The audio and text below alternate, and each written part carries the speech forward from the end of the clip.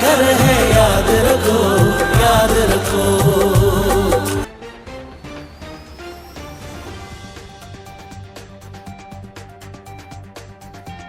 سامعین و ناظرین، آئیے اب چلتے ہیں ضلع اٹک کے جنوبی شہر جنڈ، جہاں سے ہمارے تحصیل بیورو چیف پروفیسر عبدالحمید مجروح اپڈیٹ دیتے ہیں کہ پورے ملک پاکستان میں 78ویں جشن آزادی زور و شور سے منایا جا رہا ہے۔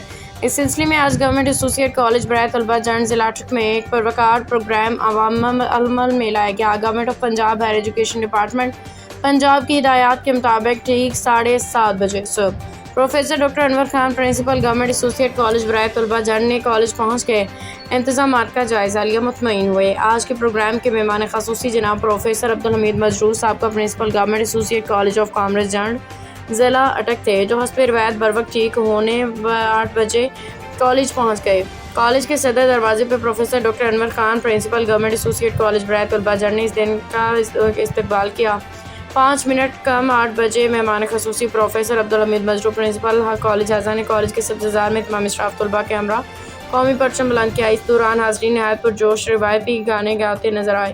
پھر پاکستان اور پاکستانی قوم کی سلامتی بقا کے لیے دعا کی گئی۔ تحریک پاکستان آزادی موجودگی حالات میں ملک پاکستان کی صورتحال کے پیش نظر ہماری ذمہ داری فرائض کے بارے میں حاضرین سے خطاب کرنے والوں میں پروفیسر توقیر ریاض، پروفیسر ندیم اشرف، professor doctor Anwar Khan principal college اعزاز نے نہایت پرجوش انداز میں خیالات کا اظہار کیا۔